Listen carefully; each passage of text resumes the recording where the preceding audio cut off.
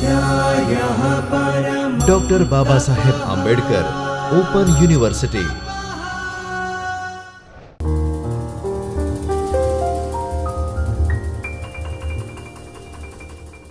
Dear students, નમસ્તે. ભારતનું આપણે નાગરિકત્વ ધરાવીએ છીએ, ભારતને ઓળખીએ છીએ અને ભારતમાં ઘણી મોસમ સિઝન્સ હોય છે, એટલે તમને સૌને સિઝન્સ ગ્રીટિંગ્સ. હવે આ શરૂઆત મેં કેમ કરી? તમને ખ્યાલ છે કે તમે ભારતનું અર્થતંત્ર જ્યારે અભ્યાસ કરવાના છો, FY BAનું પેપર 2, એમાં આપણે એક વખત જોયું હતું કે આખા પેપરમાં આપણે શું અભ્યાસ કરવાના છીએ. આપણે ભારતનું એગ્રીકલ્ચર, ભારતના ઉદ્યોગો, ભારતનું સેવા ક્ષેત્ર, એજ્યુકેશન, હેલ્થ, ઘણા બધા પાસાઓ આપણે ભારતના વિશેના જાણવાના છીએ. એમાંથી સૌથી પહેલાં એનાથી પહેલાં આપણે 2 પ્રકરણ જોયા ભારતીય પર્યાવરણના, કે ભારતનું પર્યાવરણ કયા પ્રકારનું છે અને આપણે એને કેવી રીતે ઓળખી શકીએ. તો ભારતનું પર્યાવરણ કેવું છે અને કયા પ્રકારની સમસ્યાઓ પ્રદૂષણની હોય છે, ભારત સરકારના કાનૂન કેવા છે પર્યાવરણ વિશે, એ બધા વિશે આપણે પરિચય મેળવ્યો. એ વચમાંથી આપણે લીધો. તો આજે સૌથી પહેલું પ્રકરણ આપણે અભ્યાસ કરવાના છીએ, જે ભારતીય અર્થતંત્રનો પરિચય પાર્ટ 1 છે. આ પ્રકરણમાં આપણે શેનો અભ્યાસ કરવાના છીએ? આ પ્રકરણમાં આપણે ભારતની ભૂગોળનો અભ્યાસ કરવાના છીએ. ફરીથી આપણને પ્રશ્ન થાય કે અર્થશાસ્ત્ર, અર્થતંત્રમાં ભૂગોળનું અધ્યયન કરવાથી કેમ શરૂઆત થાય છે? પણ તમને ખ્યાલ હશે કે કોઈ પણ અર્થતંત્રની કોઈ પણ આર્થિક પ્રવૃત્તિઓ જે તે પ્રદેશની ભૂગોળના આધારે નક્કી થાય છે. તમે વિચારો કે કોઈ પણ પ્રદેશમાં અમુક પ્રકારના ઉદ્યોગોનો વિકાસ થયો હોય છે, અમુક પ્રદેશો પછાત રહેલા હોય છે. કેમ? શા માટે? તમે ભારતનો જ એક અભ્યાસ કરો. તમે ભારતના નકશાથી પરિચિત છો જ. ભારતમાં પૂર્વ ભારતના રાજ્યો, પશ્ચિમ ભારતના રાજ્યો. તમે વિચારો, પશ્ચિમ ભારતના રાજ્યો કેમ વિશેષ વિકસિત છે, કેમ આટલા બધા ડેવલપ્ડ છે, અને પૂર્વ ભારતના રાજ્યો કેમ થોડા પછાત રહી ગયેલા છે? થોડો વિચાર કરો, એ બંનેમાં શું ડિફરન્સ છે? જે રીતે શિક્ષણ મેળવવાની, સારું જીવન મેળવવાની ઈચ્છા અને તૈયારી જેમ પશ્ચિમ ભારતના રાજ્યો જેમ કે ગુજરાત, મહારાષ્ટ્રની હોય, તેવી રીતે પૂર્વ ભારતના રાજ્યોના લોકોની પણ હોય જ, કે અમે પણ ડેવલપ થઈએ, અમારું પણ જીવન સારું હોય, અમે પણ શિક્ષિત થઈએ. તો પૂર્વ ભારતના રાજ્યો એ કેમ કમ્પેરેટિવલી પછાત અવસ્થામાં રહેલા છે, અથવા તો હવે એનો ડેવલપમેન્ટ થઈ રહ્યો છે? એનું કારણ જુઓ. હવે તમે બીજી એક રીત વિચારો કે દક્ષિણ ભારતના રાજ્યોમાં કયા પ્રકારના વ્યવસાયોનો વિકાસ થયો છે, કે ઉત્તર ભારતના રાજ્યો છે એમાં કયા પ્રકારની આર્થિક પ્રવૃત્તિઓ મુખ્ય છે. હવે આમાં તમે સૌથી પહેલો ડિફરન્સ એ જોશો, અને આપણે જ્યારે ઇતિહાસ ભણ્યા છીએ ત્યારે પણ આપણે ભણવામાં આવ્યું છે કે કોઈ પણ નદીના કિનારે સંસ્કૃતિનો વિકાસ થયો છે. હવે નદીના કિનારે સંસ્કૃતિનો વિકાસ થયો હોય તો એનો મતલબ એ કે ભૂગોળ મહત્વની છે. તો આ રીતે ભૂગોળનો અભ્યાસ અર્થતંત્રમાં મહત્વનો બને છે. આજે આપણે ભારતીય અર્થતંત્રનો પરિચય જે અભ્યાસ કરવાના છીએ એનું એક વિહંગાવલોકન જોઈ લઈએ કે ભારતનું ભૌગોલિક સ્થાન, ભારતના રાજ્યો અને રાજકીય લાક્ષણિકતાઓ વિશે આપણે જોવાના છીએ કે આ રાજ્યની આર્થિક લાક્ષણિકતા શું છે. દાખલા તરીકે પંજાબ, તો પંજાબમાં આર્થિક કઈ પ્રવૃત્તિ મુખ્ય ગણાય? ગુજરાતમાં કઈ આર્થિક પ્રવૃત્તિ મુખ્ય ગણાય? પશ્ચિમ બંગાળ છે કે પછી કર્ણાટક અને આંધ્રપ્રદેશ છે, એમાં કયા પ્રકારની આર્થિક પ્રવૃત્તિઓ મુખ્ય ગણાય છે? તો આ બધી રાજકીય લાક્ષણિકતાઓ જોશું આપણે, તો પણ એનું મહત્વ આમ કેમ થાય છે? રાજકીય લાક્ષણિકતાઓ આપણે જોવાના છીએ. એ અર્થતંત્રની જે વિશેષતાઓ છે એની પાછળ ભૂગોળ શું કામ કરે છે એ જોવાના છીએ. હવે આપણે એકમના ઉદ્દેશો જોઈએ કે આ એકમ આપણા અભ્યાસક્રમમાં શા માટે છે, એનાથી આપણે કઈ રીતે આપણું જ્ઞાન સમૃદ્ધ થાય. તો જો એકમના ઉદ્દેશો 3 આપેલા છે. એક તો અર્થશાસ્ત્ર અને ભૂગોળ વચ્ચે શું સંબંધ છે એ આપણે સમજવાના છીએ. બીજો જે આપણો મુદ્દો આવ્યો છે, ભારતના રાજ્યોની ભૌગોલિક અને આર્થિક વિશેષતાઓ વિશે આપણે સમજશું. અને ત્રીજો જે છે તે જુદા જુદા રાજ્યોની આર્થિક પ્રવૃત્તિઓ જાણી અને સમજી શકાશે. કેમ આખા દેશમાં એક જ પ્રકારની પ્રવૃત્તિ નથી? એટલે તો મેં શરૂઆતમાં તમારી સાથે વાત કરી કે ભારતમાં આપણે છીએ તો ભારતમાં અલગ અલગ સિઝન્સ હોય છે, એટલે આપણે સૌને સિઝન્સના ગ્રીટિંગ, શુભેચ્છાઓ પાઠવી. આ રીતે ભારત આખો વિવિધતાઓવાળો દેશ છે. અનેક પ્રકારની આર્થિક પ્રવૃત્તિઓ છે, જ્યાં રણ છે, દરિયો પણ છે, નદીઓ પણ છે, પહાડો પણ છે અને મેદાનો પણ છે. એટલે ભારતનું અર્થતંત્ર સમજવા માટે ભારતની ભૂગોળ ઘણી મહત્વની બને છે. તો આપણે આ રીતે ભારતનું ભૂગોળ આપણે અભ્યાસ કરવાના છીએ. જુઓ, ભારતનું સ્થાન ક્યાં છે. ભારતનું ભૌગોલિક સ્થાન જોઈએ આપણે તો આખા વિશ્વના નકશામાં, આ નકશો આપ ગમે ત્યાંથી આપ મેળવી શકશો, આ બહુ સારી રીતે આપણે મળી શકે એમ છે. ભારતનો જે આ ગોળાર્ધ છે પૃથ્વીનો, એનો ગોળામાં ઉત્તર પૂર્વની બાજુ છે. ઉત્તર પૂર્વ ગોળાર્ધમાં આપણે ભારતનું સ્થાન કહી શકીએ. એટલે આ આખી મોસમ, સામાન્ય ક્લાઇમેટ, વરસાદનું પ્રમાણ, અન્ય કોઈ જે વાતાવરણના જે ફેરફારો થાય એ બધું ભારતના ભૌગોલિક સ્થાન ઉપર આધારિત છે. ભૂગોળ જ્યાં, દાખલા તરીકે કોઈ પણ અતિશય ઠંડા પ્રદેશમાં કોઈ પણ પ્રકારની એગ્રીકલ્ચર એક્ટિવિટી થઈ શકે કે કેમ, તેના માટેના કોઈ ખાસ અલગ પાક લેવાતા હશે, તો ભારતની એગ્રીકલ્ચર એક્ટિવિટી અમુક પ્રકારના પાક ઉપર આધારિત હોય છે. આમ જ્યારે આપણે ભારતના સ્થાન વિશે જોઈએ ત્યારે શરૂઆત કરીએ કે ભારતનું સ્થાન કયા પ્રકારનું છે. જુઓ, ભારતની ભૂગોળ તમને શું કહે છે, ધ્યાન આપજો કે ભારતનું સ્થાન ઉત્તર પૂર્વ ગોળાર્ધમાં છે. એશિયા ખંડ છે. વિસ્તાર છે 3,287,263 વર્ગ કિલોમીટર અને ભારતને 7,000 કિલોમીટરનો લાંબો દરિયા કિનારો મળેલો છે. આ બધું જ્ઞાન હોવાની શું આપણને જરૂર? જ્ઞાન હોવાની જરૂર એટલા માટે કે 7,000 કિલોમીટર લાંબો જો દરિયા કિનારો છે, એનો મતલબ એ કે ત્યાં બંદરીય વિકાસ વધારે થાય.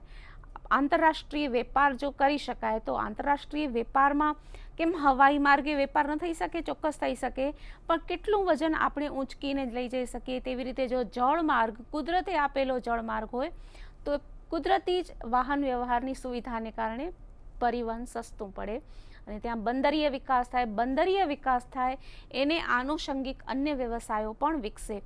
આમ ભૂગોળ જાણવી અને એનામાંથી આપણી વ્યવસાયની તકો શોધવાની હોય છે. એટલા માટે આ બધી જાણકારી આપણને જરૂરી છે.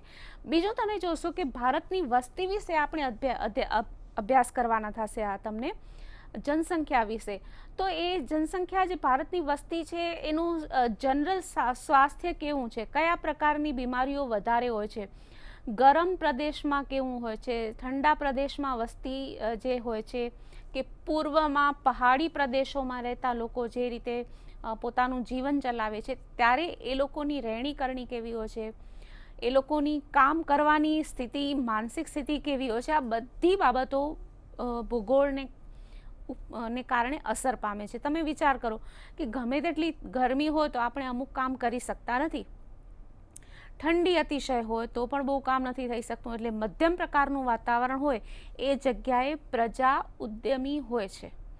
આ બધી અસર ભૂગોળના કારણે હોય છે. પણ હવે આપણે જોઈએ તો આધુનિક ટેકનોલોજીને કારણે આપણે ગરમી અને ઠંડીમાં આપણી જરૂરિયાત પ્રમાણે ફેરફાર કરી શકીએ છીએ. તો પાછો ક્લાઇમેટ ચેન્જનો પ્રશ્ન આવે છે, જેનો અર્થતંત્ર સાથે સંબંધ હોય છે. આ રીતે દરેક પાસાઓ એકબીજા સાથે જોડાયેલા હોય છે. હવે આગળ શું આપેલું છે, હવે તરત જ જો સામાન્ય રીતે આપણે જ્યારે પ્રશ્નો કરીએ છીએ કે હું તમને કોઈ એક્ટિવિટી આપીશ કે તમારે આ રીતે કરવાનું, પણ આ આખા પ્રકરણમાં મેં તમને શરૂઆતમાં જ તમારે માટે એક એક્સરસાઇઝ નાની એવી આપી દીધી છે. તમારી જાતે કરો, ડુ ઇટ યોર સેલ્ફ. કે આપણા ભારત, આ બધા જ આંકડા જે માહિતી છે તમે જુઓ, જંગલો ક્યાં છે, કેટલા પ્રમાણમાં છે, પર્વતો મેદાનો ક્યાં અને કેટલા પ્રમાણમાં છે, વસ્તી કેટલી, રાજ્યો કેટલા, કેન્દ્ર શાસિત પ્રદેશો કેટલા, ભારતનું સામાન્ય વાતાવરણ કેટલું, આ બધું કહેવા માટે હું અહીંયા આવું તમને, પણ એ તો તમારી પાસે અવેલેબલ છે જ. ન હોય તો પણ આપને જે પ્રિન્ટેડ મટીરિયલ મળ્યું હોય એમાં બધી માહિતી આપેલી હોય આપના પુસ્તકોમાં, અથવા તો હવે બધા જ આપણી પાસે ઇઝીલી ઇન્ટરનેટ કનેક્ટિવિટી હોય છે તો એમાંથી પણ શોધી શકીએ. આ બધી માહિતી માટે હું આપને વાત કરું એના કરતાં આપણે એ રીતે વાત કરીએ કે આપણે આ બધી માહિતી હોય તો એનો ઉપયોગ શું કરી શકાય. ધારો કે આપણી પાસે આ બધી માહિતી છે કે આટલા જંગલો છે, આટલા પર્વતો છે, ભારતની આટલી વસ્તી છે, આ બધી માહિતી તમને મળી રહેશે. મારી સાથે તમારી સાથે હું એ ચર્ચા કરું કે આ બધી માહિતીનો ઉપયોગ શું, એમાં અર્થશાસ્ત્ર ક્યાં આવે છે. હવે દાખલા તરીકે જંગલો જ્યાં હોય તો જંગલની પેદાશોને લગતા વ્યવસાયો વિકાસ થઈ શકે. જંગલો હોય તો ક્લાઇમેટનું પ્રકાર એના ઉપર આધારિત હોય. પર્વતો હોય તો પર્વતીય પ્રદેશોમાં કેટલો વરસાદ પડે છે એ આપણે જાણી શકીએ. રાજ્યો અને કેન્દ્ર શાસિત પ્રદેશો કેટલા છે, હવે આમાં બે થાય, કારણ કે ભારતનું જે રાજ્યતંત્ર છે એ સમવાયી પ્રકારનું છે. રાજ્યો અને કેન્દ્ર બંનેની આર્થિક પ્રવૃત્તિઓ સ્પષ્ટપણે વિભાજિત કરેલી છે. એટલે રાજ્યોની પોતાની આર્થિક નિયમો હોય, એના કરવેરાના નિયમો હોય, કેન્દ્રના પણ અલગ હોય. તો આ રીતે દાખલા તરીકે બંને પ્રકારના જે હવે અમુક એક રાજ્ય હોય ની નજીકમાં જ કેન્દ્ર શાસિત પ્રદેશ હોય તો બંનેના નિયમો અલગ હોઈ શકે છે. તો આ રીતે બધા નિયમો એટલા માટે જાણવાના થાય કે એને કારણે આર્થિક પ્રવૃત્તિઓ અને આર્થિક પ્રવૃત્તિઓને લગતા નિયમો એ બધામાં ફેરફાર થાય. અત્યારે તો આપણે જે વન નેશન વન ટેક્સની સિચ્યુએશનમાં છીએ, એ એક જ રાષ્ટ્રમાં કરવેરાનું પ્રમાણ પણ એક સરખું જ હોય, એ બહુ સારી વાત છે. એક સમય એવો હતો કે દરેક રાજ્યમાં પોતપોતાના અલગ અલગ નિયમો પ્રમાણે કરવેરાનું પ્રમાણ અલગ. એટલે જો હું ગુજરાતમાં રહીને મારો વેપાર કરતી હોઉં અને મારે મહારાષ્ટ્ર કે મધ્યપ્રદેશ કે બંગાળ સાથે કે પંજાબ સાથે વેપાર કરવો હોય તો બંનેના નિયમો અલગ થતા હોય, કરવેરાના ને આ બધા. પણ આ રીતે જો સ્વાભાવિક છે કે એક જ રાષ્ટ્ર હોય તો એના બધામાં સમાનતા હોય, જેથી કરીને વ્યાપારી અનિશ્ચિતતા દૂર થઈ શકે, ઉપરાંત એનો દુરુપયોગ ન થાય. ઘણી વખત આ બધી બાબતો જ્યારે ડિફરન્સ આવે છે ત્યારે અલગ અલગ હોય છે. દાખલા તરીકે એગ્રીકલ્ચર બાબત, હવે અમુક રાજ્યોમાં એગ્રીકલ્ચરની સિચ્યુએશન એવી હોય છે કે કૃષિ સમૃદ્ધ હોય છે, વરસાદ સારો પડતો હોય, નદીઓ 12 માસ વહેતી હોય, જ્યારે બીજા અમુક રાજ્યોમાં એવું હોય છે કે એમાં એગ્રીકલ્ચરનો ડેવલપમેન્ટ એટલો થતો નથી હોતો, પણ ત્યાંના કિસાનો સમૃદ્ધ હોય તો એ લોકો ટેકનોલોજીનો ઉપયોગ કરી શકે છે. હવે આ બધી બાબતોમાં રાજ્ય પ્રમાણે એમાં નિયમો અલગ હોવા જરૂરી થાય છે. તો આ બધા રાજ્યો કેવા છે, એની જમીન કેવી છે, એ બધી સામાન્ય માહિતી આપણે અર્થશાસ્ત્ર ભણતી વખતે ધ્યાનમાં રાખવાની હોય, કારણ કે એ બધી કુદરતી પરિસ્થિતિની અસર આપણી આર્થિક પ્રવૃત્તિઓ ઉપર થાય છે. તમે વિચાર કરો કે નદી કિનારે વસ્તી ગીચ હોય છે, કેમ? રણમાં વસ્તી ઓછી હોય છે, કેમ? હવે ગીચ વસ્તી હોય અથવા તો ઓછી વસ્તી હોય એનો અર્થતંત્ર સાથે કોઈ સંબંધ ખરો જ ને. ગીચ વસ્તી હોય ત્યાં એક બાજુ સમસ્યાઓ ઊભી થાય છે, ગંદકી હોય છે, વિકાસ બીમારીઓ બધી હોય છે, પણ બીજી બાજુ એક વસ્તુ એ પણ હોય છે કે ત્યાં આર્થિક સુવિધાઓ જલ્દી મળી રહે છે. દાખલા તરીકે ટ્રાન્સપોર્ટેશનની સુવિધા સારી રીતે મળી રહેતી હોય, અથવા તો સસ્તા શ્રમિકો મળી રહેતા હોય, એજ્યુકેશનની કે સ્વાસ્થ્યની કે કોઈ પણ જો નવી સેવા કે નવી બાબત શરૂ કરવી હોય તો એ શહેરી વિસ્તારોમાં થતી હોય છે. જ્યાં ઓછી વસ્તી હોય ત્યાં બધી સુવિધાઓ શરૂ કરવામાં સમય ઘણો જાય છે. જેમ કે કોઈ પણ પ્રાઇવેટ હોય કે સરકારી કોઈ પણ બેંક પોતાની નવી શાખા ખોલવા ઈચ્છે તો જ્યાં પાંખી વસ્તી હોય ત્યાં ખોલવાનું પસંદ કરશે કે જ્યાં ગીચ વસ્તી હોય ત્યાં પસંદ કરશે. તો આ અમુક બાબતો એવી છે કે જે એના મૂળભૂત, હવે નદી કિનારે ગીચ વસ્તી હોય, આપણે આગળ ઇતિહાસમાં જેમ જોયું કે નદીના કિનારે વસ્તીનો નિર્માણ વધે છે. નાઇલ નદી, સિંધુ નદી, ગુજરાતમાં સાબરમતી. તો આપણે એ બાજુ જોઈએ કે જ્યાં કોઈ વરસાદ નથી પડતો એવા સૂકા પ્રદેશોમાં વિકાસ થયેલો હોતો નથી. તો ભૂગોળ ઘણી તેવી જેમ આપણે વાત કરી શરૂઆતમાં કે પૂર્વ ભારતના રાજ્યોમાં કેમ પછાત રહેલા છે અથવા તો અલ્પ વિકસિત છે, તો ત્યાં પણ જે કુદરત તરફથી મળેલું જીવન છે એ બહુ મુશ્કેલ અને હાડમારી ભરેલું આપણે કહી શકીએ. પર્વતીય વિસ્તારો હોય, સતત વરસાદ પડતો હોય, આપણને વરસાદની જરૂર હોય છે પણ સતત અને એટલા બધા વરસાદની પણ જરૂર નથી હોતી કે આપણે અન્ય કોઈ આર્થિક પ્રવૃત્તિ કરી જ ન શકીએ.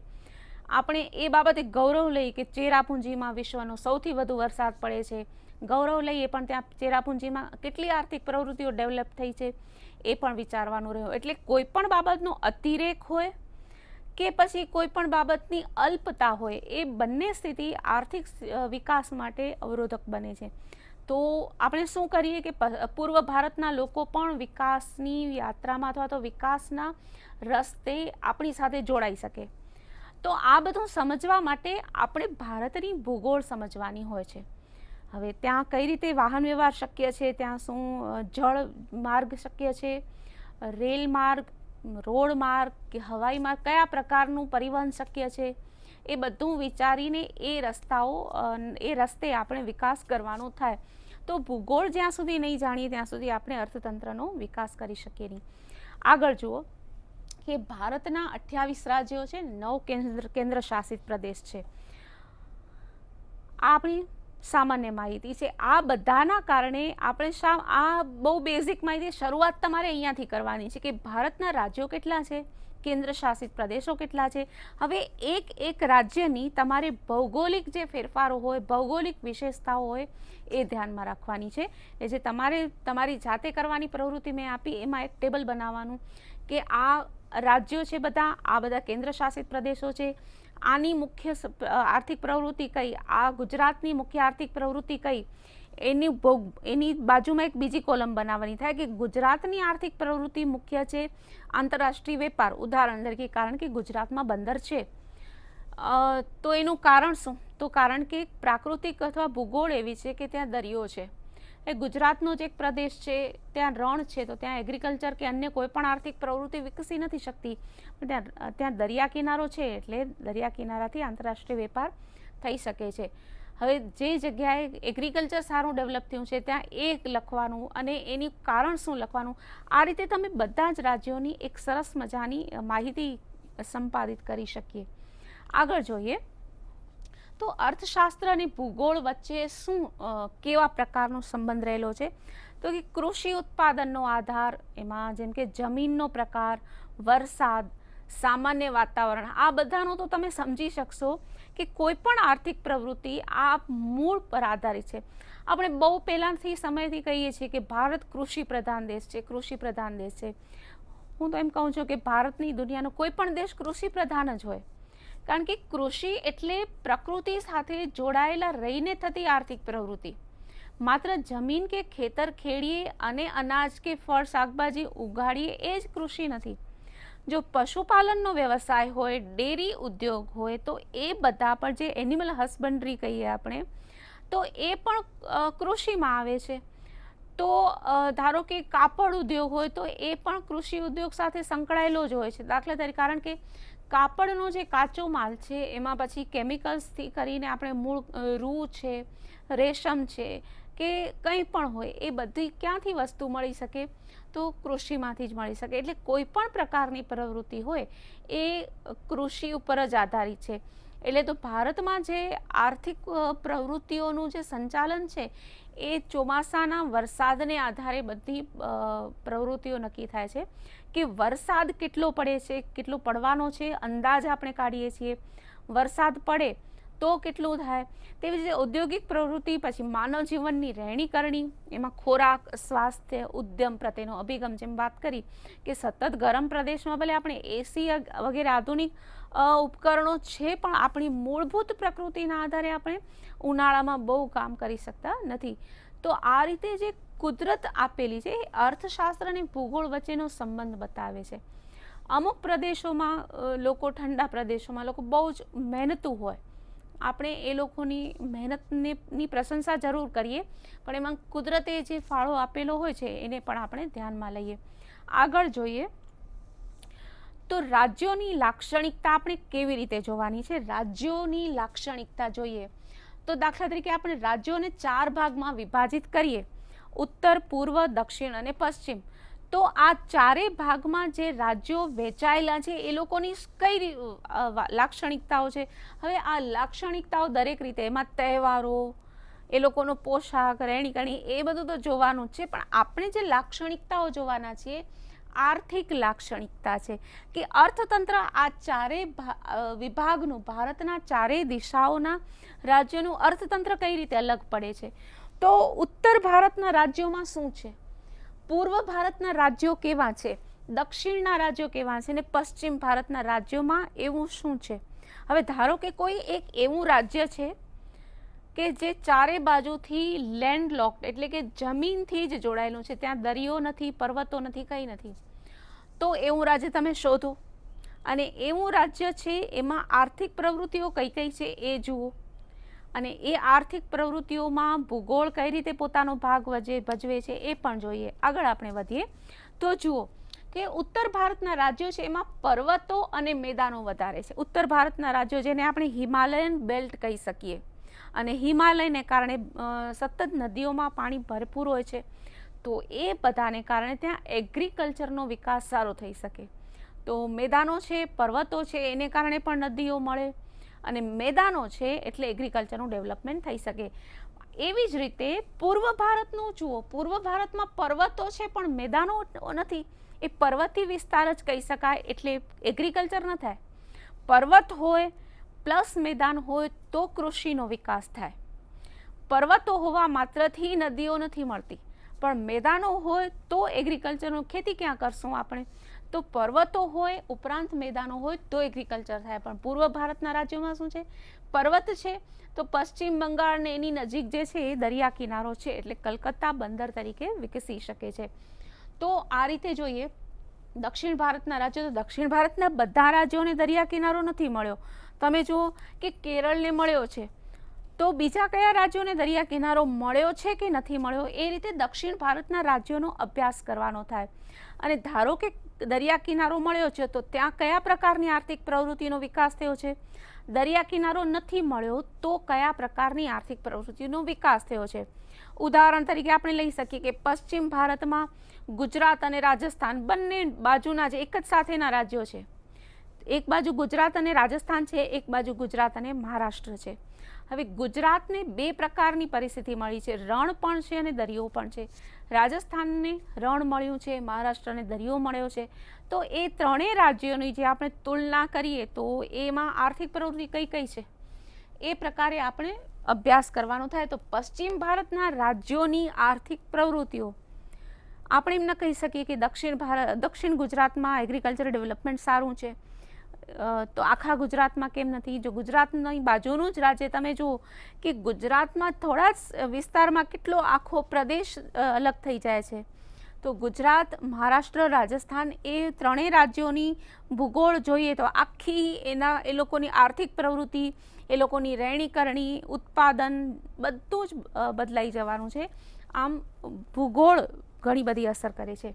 હવે આપણે આગળ જોઈએ. હવે આ રીતે જો જોવા જઈએ તો આપણે પોતાની જે આર્થિક પ્રવૃત્તિઓ જે કરવાની હોય છે એના ઉપર ભૂગોળની અસરોનો આપણે અભ્યાસ કરવાનો હોય છે. હંમેશા તમને દર વખતે યાદ અપાવું છું કે આ બધી પ્રવૃત્તિઓમાં મોટા ભાગે જ્યારે તમે ઓપન એજ્યુકેશનમાં છો, ઓપન એજ્યુકેશન સિસ્ટમમાં છો, ત્યારે થોડા વિદ્યાર્થી તરીકે તમારે જાતે જવાબદાર રહેવાની જરૂર છે. આજુબાજુ જે કોઈ પણ માહિતી મળતી હોય એ બધી માહિતીનું તમે કલેક્શન કરો. તમે કદાચ સોશિયલ મીડિયા ઉપર અથવા તો સમાચાર પત્રો, ટેલિવિઝન પરના ન્યૂઝ કે રેડિયો પરના ન્યૂઝ જે કોઈ પણ જુઓ ને, આ લગતી માહિતી જ્યારે પણ આવે ત્યારે સીધી તેને નોટ કરવાનું એક તો આદત કેળવવાનું થાય તમારે. અને જ્યારે આ રીતે નોટ કરો ત્યારે એવું કરવાનું થાય કે તમને આ અભ્યાસક્રમમાં આ નવી માહિતી ક્યાં ઉપયોગી થશે. એટલે જરૂરી નથી કે તમને જે માહિતી ચોપડીમાં અથવા તો બુકમાં યુનિવર્સિટી તરફથી મળે છે એ પૂરતી જ તમારે યાદ રાખવાની થાય. તમારા માટે ઘણો જ પ્લસ પોઈન્ટ છે કે આખા વિશ્વની જે કોઈ પણ માહિતી હોય એ આપણા અભ્યાસક્રમમાં આપણને લાગુ પડી શકે. તો આ રીતે આપણે જોવા જઈએ તો ભારતની ભૂગોળ અને અર્થશાસ્ત્ર વચ્ચેનો સંબંધ તમે સમજી શક્યા હશો કે ભારત કેવી રીતે ભૂગોળને આધારે આર્થિક પ્રવૃત્તિઓ કરી રહ્યું છે. હવે દાખલા તરીકે આમાં તમારે જ્યારે અભ્યાસ કરવાનો થાય ત્યારે ગુજરાત, મહારાષ્ટ્ર, પશ્ચિમ બંગાળ અને પંજાબ એ ચારેય રાજ્યોનો જ્યારે અલગ અલગ અભ્યાસ કરો, દક્ષિણ ભારતના રાજ્યોનો અભ્યાસ કરો, ત્યારે ખાસ એ વાત ધ્યાનમાં રાખવાની થાય કે જે તે પ્રદેશની ભૌગોલિક અસરો શું છે. હવે ખાસ એક વાત ધ્યાનમાં રાખવાની થાય કે જ્યારે આપણે ભૌગોલિક બાબતોની અસર કહીએ છીએ ત્યારે ત્યાં માત્ર એક સમયની સિચ્યુએશનનો જ વિચાર નથી કરવાનો રહેતો, પણ ત્યાં જ્યારે પ્રાકૃતિક આપત્તિઓ આવે છે એનો પણ અભ્યાસ કરવાનો રહેશે. થોડા સમય પહેલાં હમણાં ઘણી બધી એવી પિક્ચર્સ, એવા બધા ચિત્રો એવા જાહેર થયા છે કે કોઈ પણ દાખલા તરીકે એક પ્રદેશ છે એમાં 20 વર્ષ પહેલાં કેટલા જંગલો હતા અને એની બાજુમાં જ અત્યારનો તાજેતરનો ફોટોગ્રાફ આપેલો હોય કે જંગલો હવે કેટલા ઉજ્જડ બની જાય છે.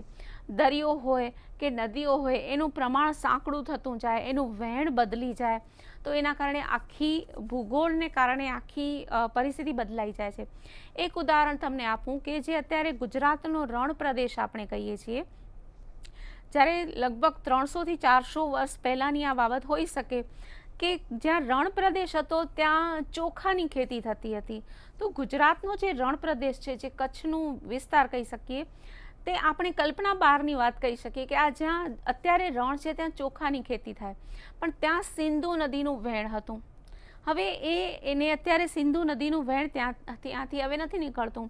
એ કુદરતી રીતે જ્યારે ત્યાં પ્રાકૃતિક જે મોટા ફેરફારો થયા હોય, કોઈ ભૂકંપ છે કે ભૂસ્ખલન છે કે કોઈ પણ પ્રકારના ફેરફારો થયા હોય, એને કારણે આખો પ્રવાહ બદલી જાય છે. એને કોઈ રાજકીય કારણ પણ ગણાવી શકે છે અથવા તો આપણે ભૂગોળમાં થયેલા ફેરફારો કહી શકીએ. તો અત્યારે એ વિસ્તાર આખો ઉજ્જડ બની જાય છે.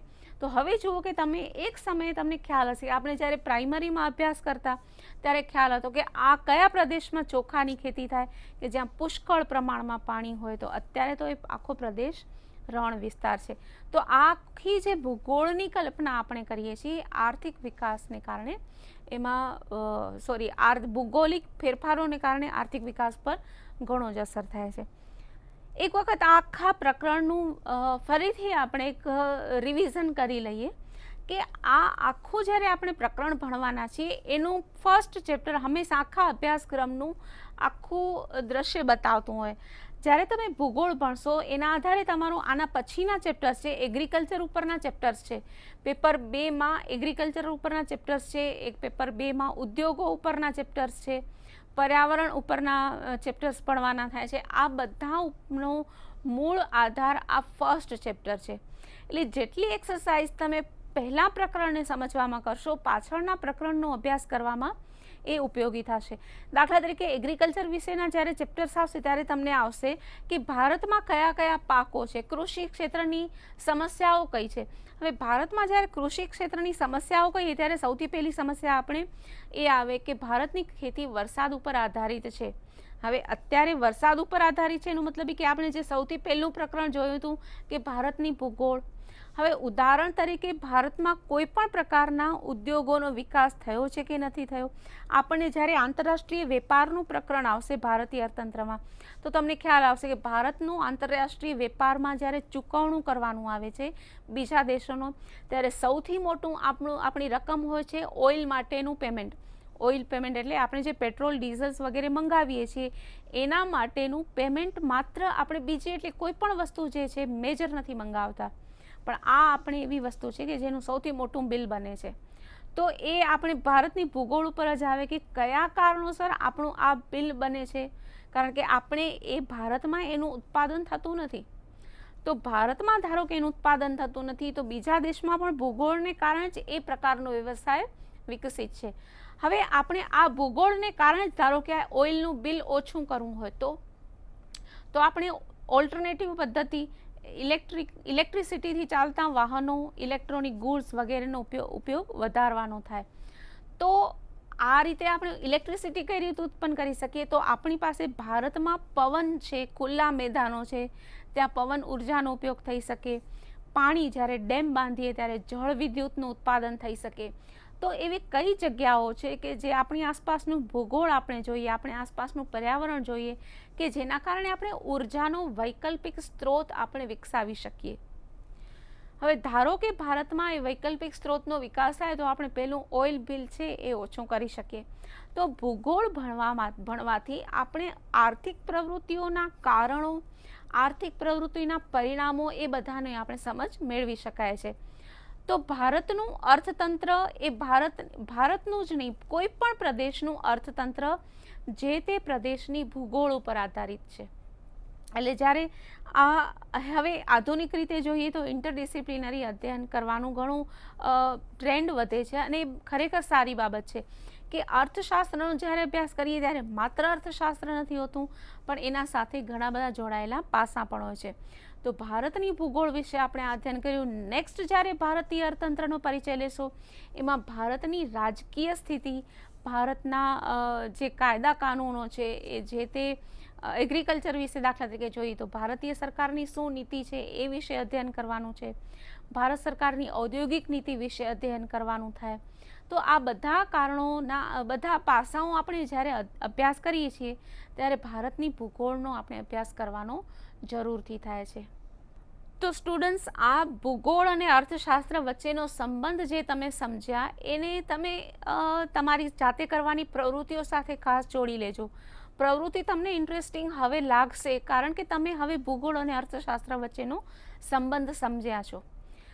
નેક્સ્ટ આપણે જ્યારે મળીએ ત્યારે આપ ઘણા બધા સમૃદ્ધ છો ભારતના રાજ્યોથી, ભારતની ભૌગોલિક લાક્ષણિકતાઓથી અને ભારતની આર્થિક પ્રવૃત્તિઓમાં જે વિભિન્નતા છે એનાથી, એની સમજથી તમે સમૃદ્ધ હશો. એટલે આવતો સમય તમારા માટે ઘણો જ જ્ઞાનપ્રદ અને આનંદદાયક રહે તેવી શુભેચ્છા. આભાર. स्वाध्यायः